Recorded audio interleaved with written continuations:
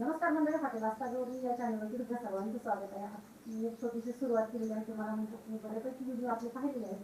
आपले व्हिडिओ हॉटेलचे हॉटेल आस्था गौरी या नावाने मी आमचं हॉटेल सुरू केलेलं आहे. त्यामध्ये तुमच्या सगळ्यांचा सपोर्ट महत्त्वाचा आहे आणि तुम्ही करत आहात आणि असाच सपोर्ट पुढे करत राहाल अशी आशा करते.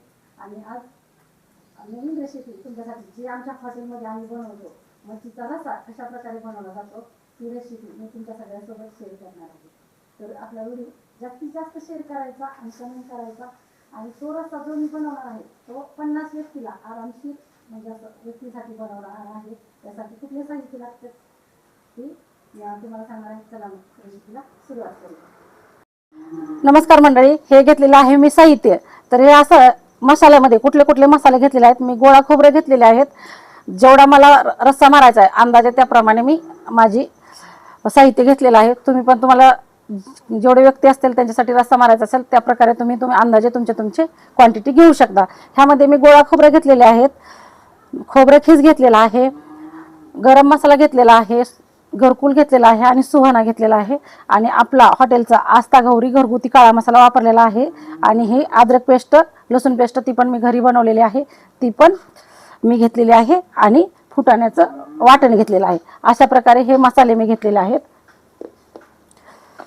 आणि हा घेतलेला आहे कांदा बारीक चिरून. आणि हे आपल्याला मुंड्या लागतील तर ह्या मुंड्या घेतलेल्या आहेत मी. एवढ्या ह्यातल्या जेवढ्या आपल्याला वापरायच्या तेवढ्या आपण वापरू शकतो. अशा प्रकारे साहित्य घेतलेलं आहे. इकडे मी चुलीवर तेल गरम करायला ठेवणार आहे. चूल पेटलेली आहे आपली. चुलीवरचाच रस्सा दाखवणार आहे गावाकडल्या एकदम पद्धतीने, एकदम फ्रेश आणि एकदम टेस्टी.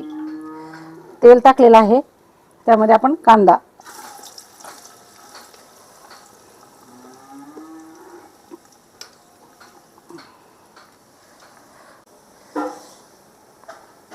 अशा प्रकारे कांदा गोल्डन ब्राऊन करून घेतलेला आहे. त्यामध्ये आपण मसाले टाकलेले आहेत. मसाले वाटताना खबरदारी घ्यायची की जसे आपण उकळात कुटतो अशा प्रकारे एकदम बारीक पण नाही झाले पाहिजे आणि एकदम मोठे पण राहिले नाही पाहिजे. अशा प्रकारे हे सगळे मसाले वाटून घ्यायचे आहेत. आणि एकदम हे सगळे मसाले आपण कच्चे घेतलेले आहेत म्हणून आपण पूर्ण त्यांना भाजून घेणार आहेत. त्यामध्ये थोडंसं ते कोरडे पडायला लागलेत म्हणून माझ्याकडे सूप आहे. ते सूपने अशा प्रकारे त्यामध्ये एकजीव मिक्स करून घेणार आहे. आणि याला तेल सुटेपर्यंत मी भाजणार आहे. चुलीवरची चव वेगळीच असते. जसं की आपले पूर्व आजी बनवायचे रेसिपी एकदम चुलीवर चविष्ट लागायचं ज्यावेळेस आपण लहान होतो. आता एवढ्या भाज्या चविष्ट लागत नाहीत, पण असं चुलीवरला असल्यामुळे खूप छान चविष्ट लागते. अशा प्रकारे बघा आता असे पूर्ण मसाले एकजीव झालेले आहे. त्यात गुठळी राहिली नाही पाहिजे.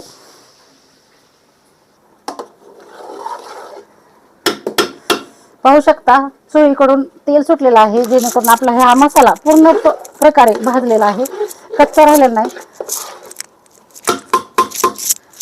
राहिलेले सूप पण मी त्यामध्ये ओतून घेणार आहे. असे एकजीव करून घेणार आहे.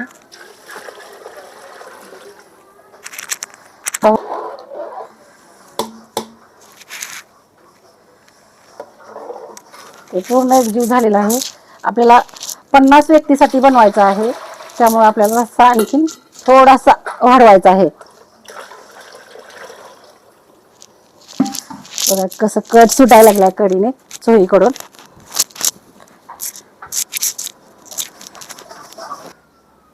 आणखीन एक जग मी पाणी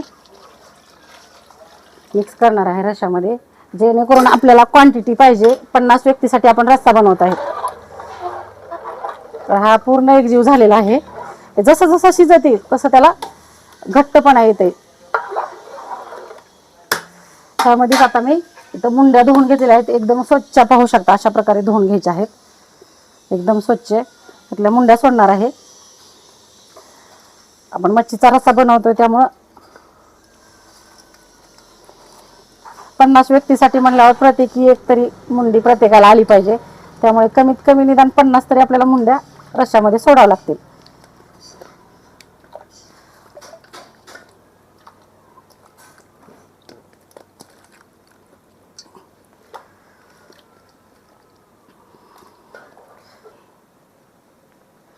मुंडी सोडल्यानंतर असं पूर्ण एकजीव करून घ्यायचं.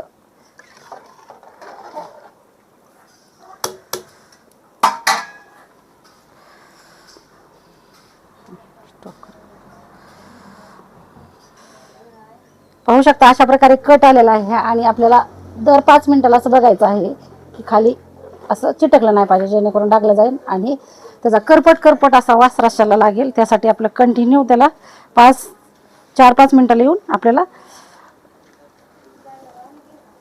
एकजीव करत राहायचं अशा प्रकारे. तर कोथिंबीर टाकलेली आहे एकदम मस्त. पाहू शकता कट तर इतका भारी आलेला आहे. मुंड्या पण आपल्या शिजत आलेल्या आहे आणि पाहू शकता रस्सा मगाशी थोडासा पातळ वाटत होता, पण आता जसा जसा रस्सा शिजत येईल तसा तसा पाहू शकता एकदम घट्टसरपणा दाटसरपणा त्याला येत जातो आणि आपल्या ते मुंड्या पण एकदम व्यवस्थित शिजल्या जातात. झणझणीत त्याला एक उकळी आणायची आहेत. ज्यावेळेस मुंडी शिजते त्यावेळेस मुंड्या सगळ्या वरती पोहायला लागतात की समजायचं की आपली मुंडी पण शिजलेला आहे आणि रस्सा पण आपला रेडी झालेला आहे. अशा प्रकारे आपला मच्छीचा रस्सा तयार झालेला आहे. फक्त यावेळेस एकच काळजी घ्यायची, जेणेकरून इथं थोडा वेळ आपल्याला थांबावं लागेल, जेणेकरून असं रस्सा उतू गेला नाही पाहिजे. उकळताना रस्सा असं फुगला जातो आणि तो असं सांडण्याची शक्यता असते. पाहू शकता कंटन अशा प्रकारे झालेला आहे. आता मी नॉनव्हेज खात नाही, पण जे नॉनव्हेज खातात त्यांना विचारूया की कशा प्रकारे आपला रस्सा तयार झालेला आहे. अशा प्रकारे रस्सा तयार झालेला आहे. आपल्याला मुंडी पण शिजलेली आहे, पोवायला लागलेली पाहू शकता. एकदम असं मुंड्या पोवायला लागल्या की रस्सा रेडी झालेला आहे. तर आपण काढून घेऊयात.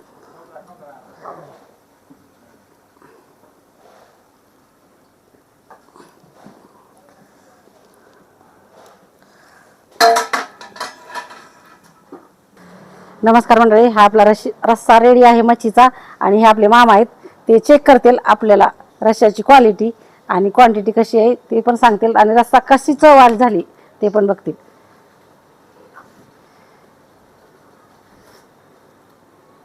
रस्सा एकच नंबर झालेला आहे.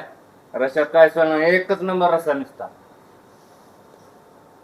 हे मामा आपल्या हॉटेलचे आचार्य आहेत, त्यांनी चेक केलेला आहे रस्सा आपण बनवलेला. अशा प्रकारे एकदम मस्त टेस्ट झालेला आहे. तर अशा प्रकारे आपण रेसिपी अपलोड केलेली आहे. जी आपल्या हॉटेल आस्थागौरीमध्ये रेसिपी बनवतो आपण, मच्छीचा रस्सा बनवतो त्याच प्रकारे एकदम रस्सा बनवलेला आहे. इकडे टेबल पण चालू आहे, त्यांचा पण आवाज तुम्हाला येत असेल, ते सांगतात की रस्सा छान झालेला आहे. तर अशा प्रकारे रेसिपी मी बनवली आहे. तुम्ही पण नक्की ट्राय करा. तुमचं हॉटेल असो किंवा तुम्हाला घरी जेवण बनवायचं असेल, एका व्यक्तीसाठी बनवा किंवा 50 व्यक्तीसाठी बनवा, नक्कीच आपली रेसिपी ट्राय करा. धन्यवाद. असेच नवनवीन व्हिडिओ पाहण्यासाठी आपल्या हॉटेल आस्थागौरी या चॅनलला सबस्क्राईब नक्की करा.